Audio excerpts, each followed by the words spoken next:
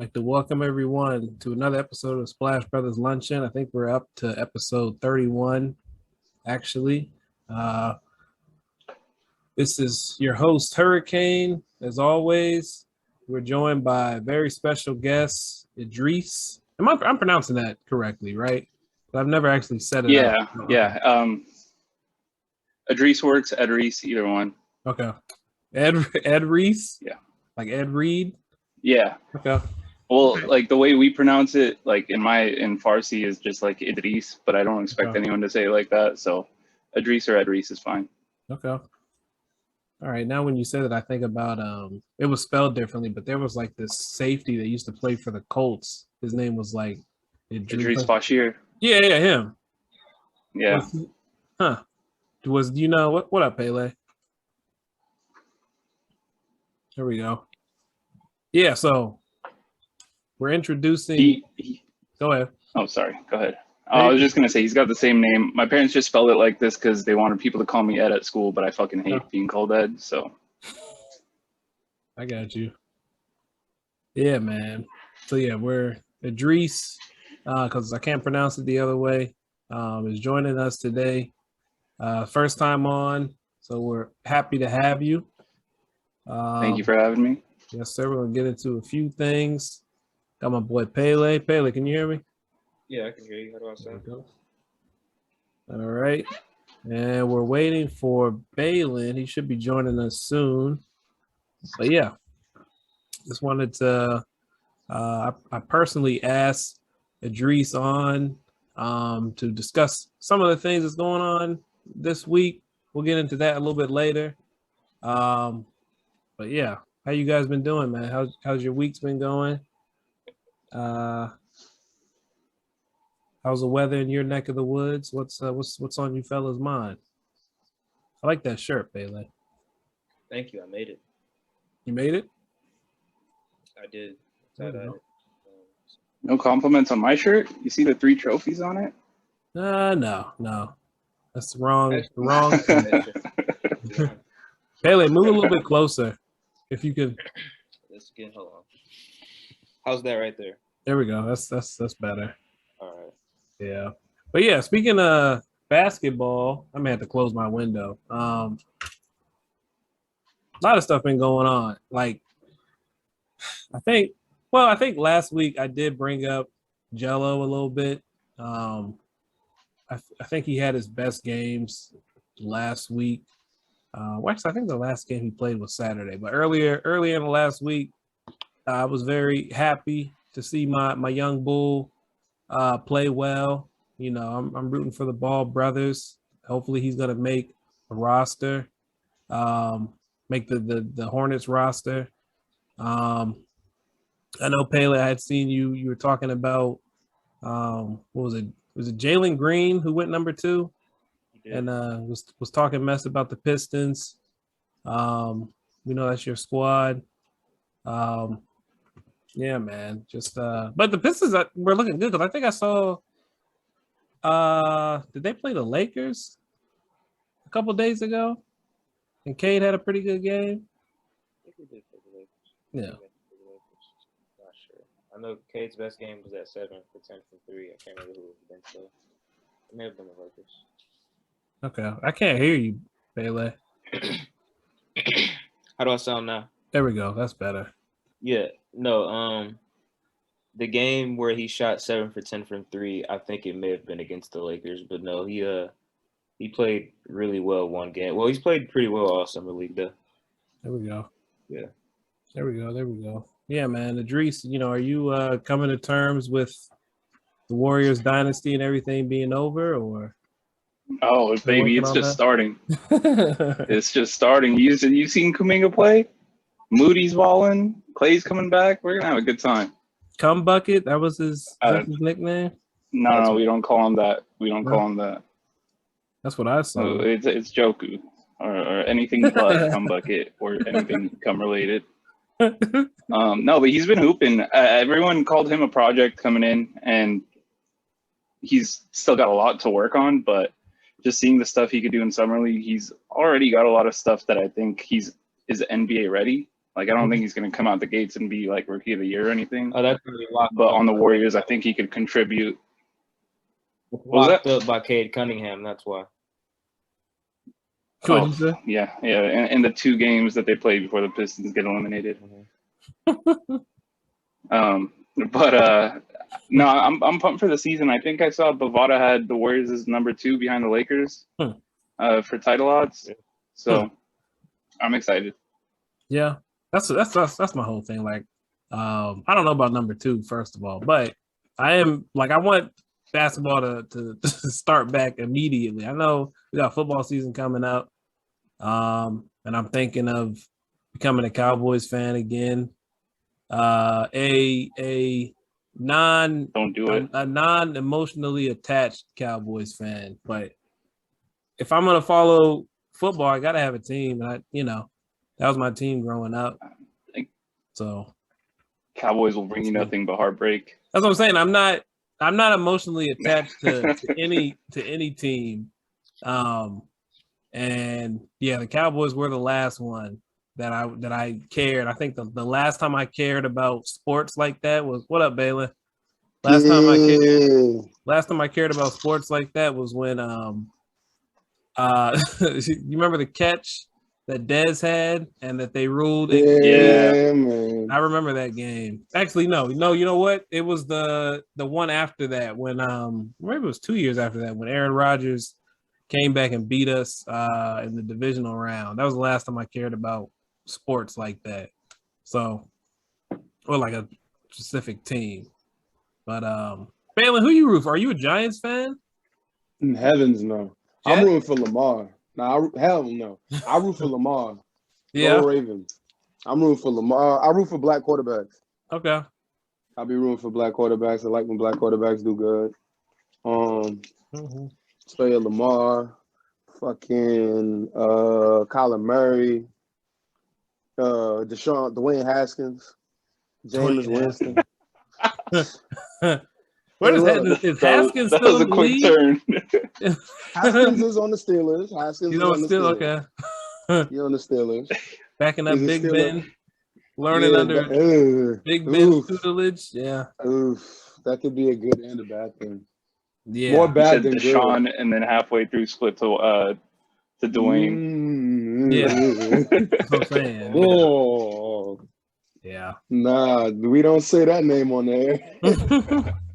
One day I'm sure we'll have a discussion, but not today. Not today.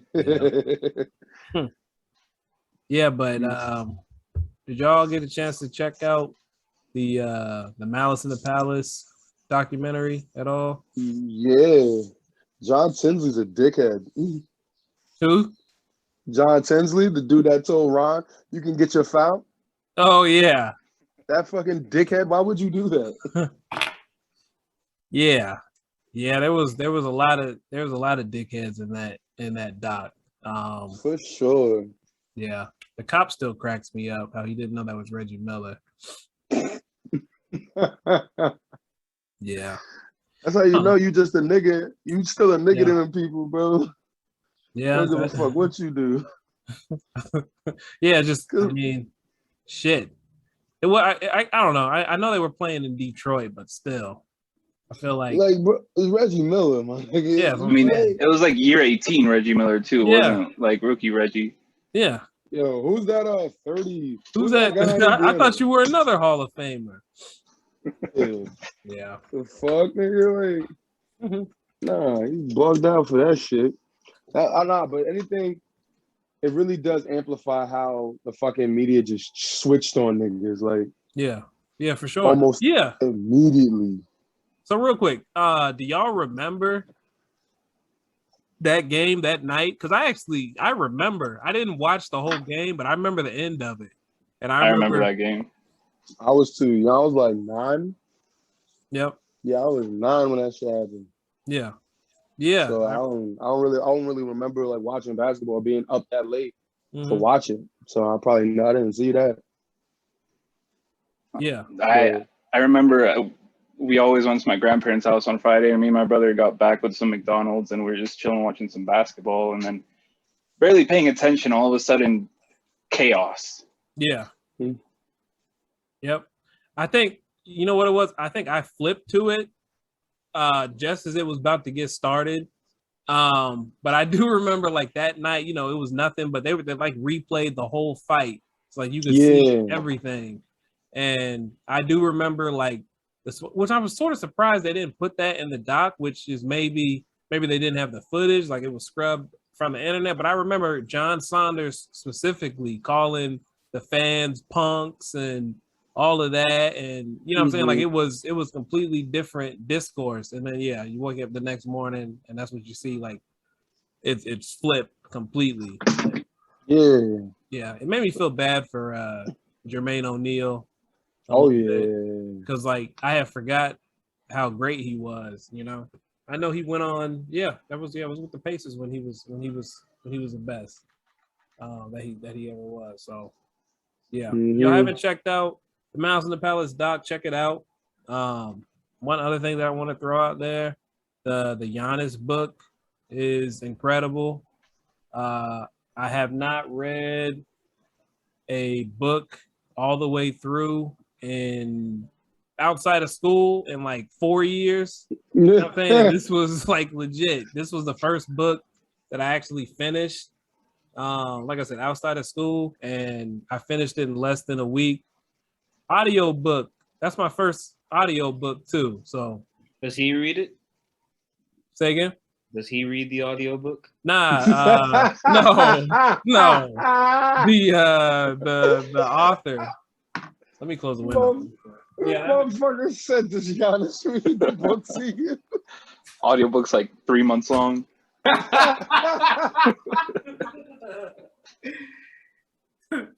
I wish we could have like at least, I don't know, he could have like hopped in there at points.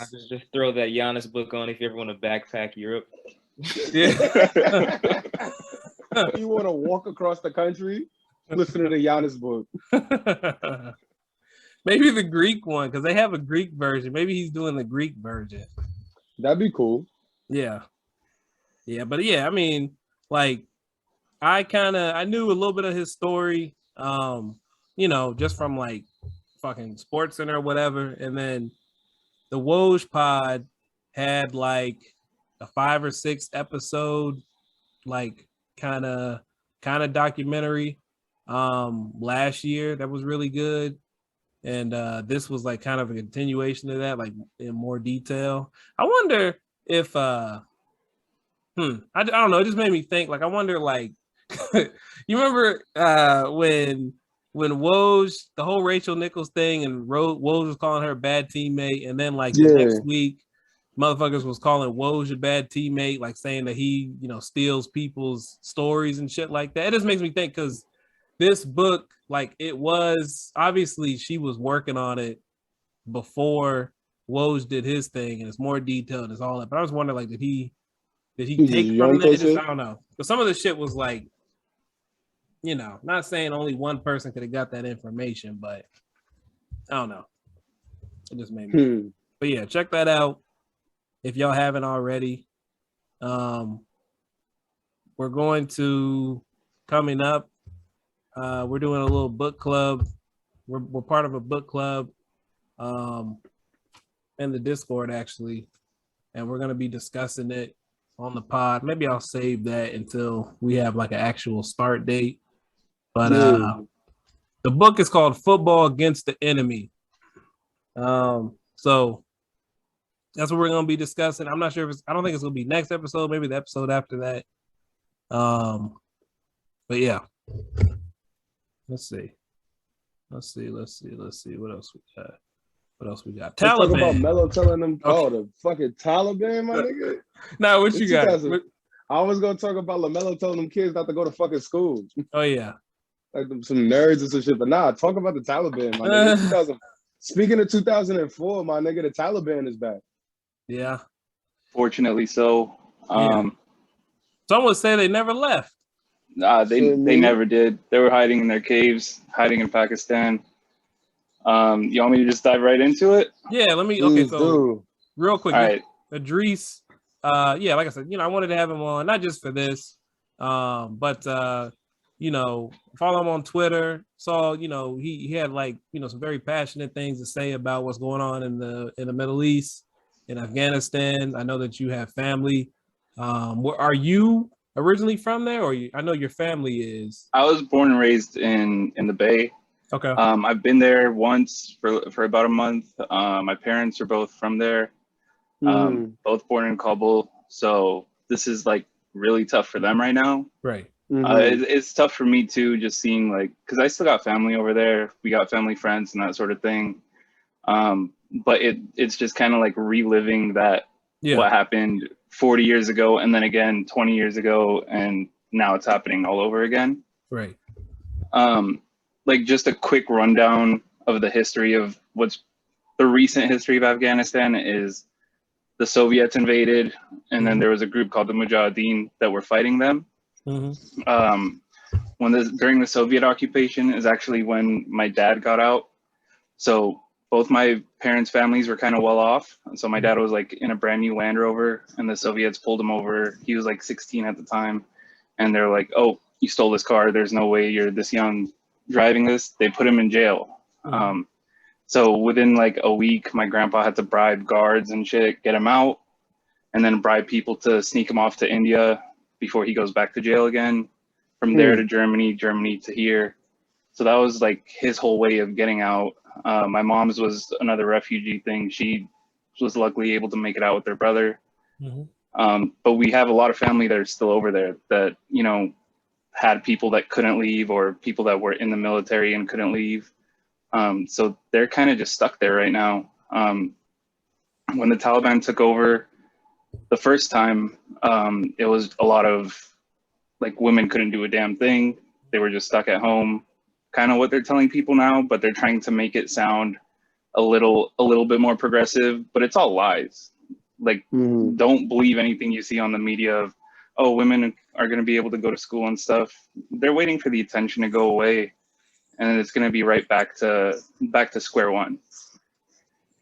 And it's tough because if you look at Afghanistan before the Soviets, it was one of the more like westernized cultures in the Middle East. Women were walking around without headscarves. They were driving. They were working.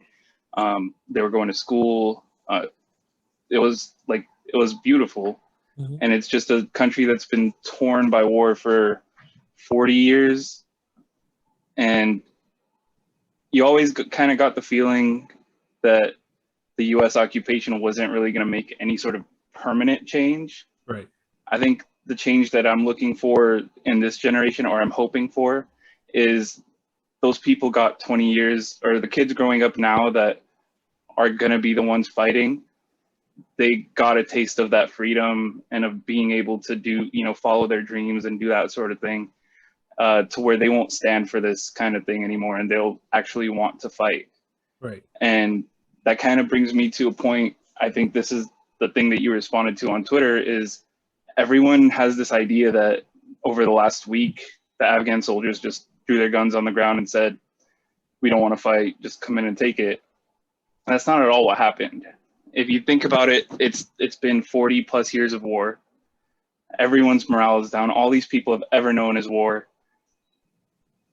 From what I see, is these are people that knew that the Taliban were coming. It's a losing war. The U.S., the West gave up on them. Yeah. And that's not to say that the occupation should have continued, but from a morale standpoint, it's like, oh, okay, they gave up on us.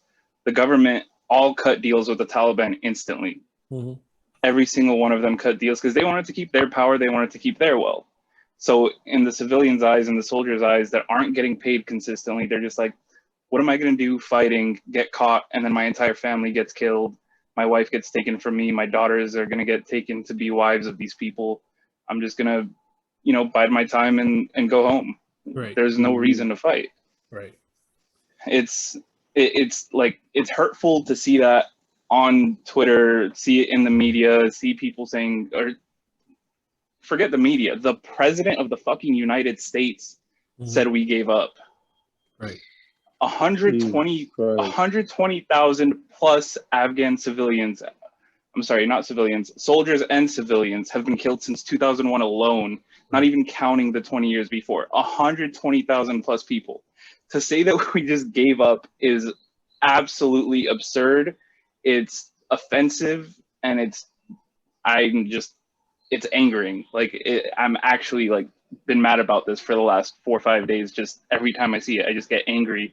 And the fact that Joe Biden had the balls to say that Right. when he made this bullshit peace treaty with the Taliban, the U.S. I don't know if you guys know this, but I'm sorry, I'm kind of blabbering.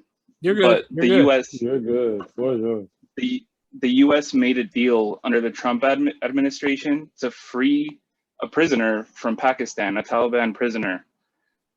And that prisoner is the guy that's the head of the Taliban right now. He's the acting president of Afghanistan.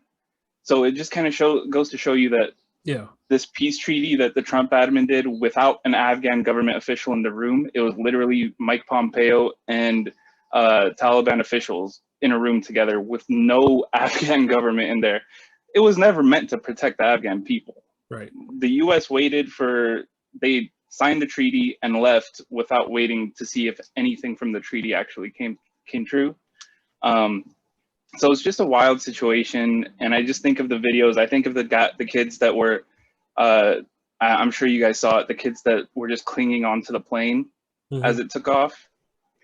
Those kids were 16 and 17 years old that fell off. But I just think of the sheer desperation that you have to think flying on the outside of a plane, holding on for dear life, is better than being on the ground and living under that rule.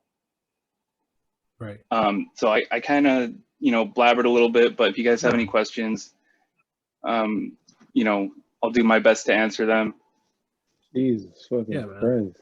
I mean, first off, I appreciate you for sharing that. I mean, my whole thing just over the last week or two when everything was coming out, was just like I didn't have a grasp of the situation really at all. Like, I remember, of course, September 11th, and then I remember, the whole "we don't negotiate with terrorists" thing that Bush said, and the occupation, following I think it was October.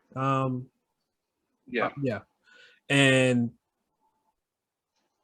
of course, like different reports. Oh, there's still unrest in the Middle East and stuff like that. But as far as like actually paying attention to what's going on over there, I mean, I hadn't been doing it. So I was just like, I want to do a little bit of reading. I did a little bit. I'm going to drop the link. I don't want to get the name wrong of the organization that put out the article. Shout out my boy Feeney. I'll get the name right and put it in the description.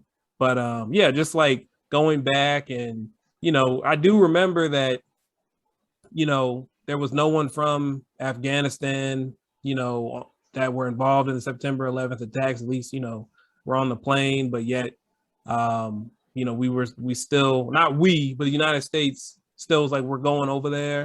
But I did just learn last night that Afghanistan was like, look, we'll give you Osama bin Laden if you can prove that we had something to do with it. And that's the whole "we don't negotiate with terrorists." That's where that was the response from the Bush administration. So, I mean, I don't you don't have to tell me. I don't think you have to tell anyone in this chat that this United States shit is cap. But sometimes just like when it's laid bare, or when you really like sit down and just like dive into stuff, then it's still sometimes it's just like kind of shocking. Jaw dropping. There's a report that came out I think a year ago. I think it's in the NY Times. I'll try to find the link for it. But basically it was all of the commanders that were involved in Afghanistan were essentially sending reports back to the Pentagon and basically saying nothing is working. We're going to lose this like as soon as we leave, everything's going to go back. But for PR reasons, the U.S. didn't want them to think that they didn't want the country to think that we were fighting a losing war for 20 years and spending all this money. So they just kind of sugarcoated everything and made it seem like everything's going well, when in fact, like, the Taliban weren't just hiding in caves. They had control over a lot of parts in Afghanistan, even before the U.S. left. So None of this is out of the blue, and they're not like they're not a guerrilla warfare unit. They're not just some random villagers that grouped up. They're not a rebel group. They're funded by China. They're funded by Pakistan. Russia's supporting them. All these people are supporting them. They have a lot of money. Right. So it's not just people that picked up the leftover guns and are fighting back. It's Right. a legit army. Army, yeah. Yeah, man. Yeah. I mean, I don't know what to say other than, you know, I almost slipped and said thoughts and prayers, but nah. Like, you know, I hope that your family's, you know, okay, as I know Appreciate it. Hope the same. And For sure. Yeah, thank you. For sure. Thank you for educating us on this because I had no idea. Of course, no problem. I greatly I'm always appreciate it. happy to. The one thing I will say is, please, like, if you can, support the groups that are trying to get refugees out, right, that are trying to help or trying to force the U.S. to kind of open up their refugee qualifications a little bit more, because those people, there's thousands and thousands of translators that help the U.S. Army, help the German Army, help the NATO. There's women who have been working in news media, making music, all that kind of stuff. All those people are in a ton of trouble. I know they've already been put on hit list. I know they've already gotten letters from the Taliban. And those are the people that need our help the most right now. Right. Yeah, man. Real shit. It's real shit. I know, you know, this is I mean, I wouldn't say that it's a comedy podcast. I think that we do kind of try to find like the humor in most subjects, but we have had like serious episodes before, and you know, so like I said, I appreciate you for joining us. I'm trying to think of maybe a way to end it on a lighter note, but actually, you know what, it may be better for us to end it like this. I know this is a short episode, but yeah, you know what, it's real shit going on in the world, real innocent people being affected by greedy people, by fucking sociopaths, and, you know, people that prioritize wealth and oil, you know, over humans' lives, you know what I'm saying? And you know, attention needs to be brought to it. And hey man, hopefully, I'll say one thing, you know, I grew up, my family's very, very religious, and it was always the teaching that the Lord is gonna come and basically kill a bunch of people and get, you know, blah blah blah. And you know, my whole thought as I got older was just like, hey man, you know, it's shitty out here. What's taking so long? Let's wrap it up. You know, For sure. But yeah, it's a tough thing to deal with. I couldn't imagine what you're going through, Edreese. So like, just sitting there and thinking about shit like that happening to innocent people is traumatizing. Yeah. So thank you for shedding light on it, bro. For real. No, yeah, Pele. Hey, I had a question for you before you go. I mean, for you with a bit more inside knowledge, like a little less jaded media coverage, just more like knowing what's actually happening there. What would you think is the actual fix or an immediate like turnaround and what's going on there? Like we're dealing with people that have the same faith, right? Sharia law are like is practiced by people that are Muslim, but these like still been like put onto people that are Muslim as well, right? So let me answer that kind of in two parts. One, Sharia law, it's like it's a basis to put. It's a basic law system, but it's not the end all be all. Civilizations are allowed to have their own rules without going like completely sticking to every single thing from that. And the misinterpretations from the Taliban just makes it the most extreme way of upholding that law. There's a lot of people more educated than me on that, but from what I understand is we're allowed to have our own set of laws as long as we maintain the gist, maintain the understanding of we shouldn't be doing this, we shouldn't be doing this, and we shouldn't be doing this, and these are the kinds of things that we should be doing. As far as immediate, like, what can we do? It's so hard because Afghanistan has been going through this for so long. No empire, no country has ever really been able to hold Afghanistan. From Alexander the Great all the way to the Soviet Union to the United States right now, no one's been able to keep complete power over Afghanistan. And so I'm hoping that there's already some rebellions. There's already some fighters. They were around back in the early 2000s in the Northern Alliance, and they're kind of starting to pop back up right now. I actually posted it on Twitter. There's a legendary commander that we had named Ahmad Shah Massoud. His son, along with the VP, his son, who I actually met at his dad, he's so legendary that like every Afghan around the world had a funeral for him, like in their city. So he happened to be over here for one of them, and I actually met him, and he went to school in Oxford, and now he's working with the VP of the previous regime to build that Northern Alliance back and fight back against the Taliban. As far as what we could do immediately, like I said, it's just about getting the people that are in the most danger out. I don't know how we do that. Biden didn't really care to do it. Those people helped American soldiers. They helped, all kinds of different people, and now they're on the hit list. And there was no evacuation plan for them. Long-term fix, honestly, in my eyes, all I see is a civil war. And that's not a great scenario, but it's the only one that I can see happening. Right. Unfortunately. Yeah. I think it might be a couple civil wars popping up. Shit, I mean, that's not a way to live. It's wild bro. times. It's not a way to live at all. What'd you say, Malin? That's not a way to live at all. That's so much unnecessary bloodshed. Right. Like, Yeah. Such unnecessary bloodshed. It's a shame. You truly hate to see it.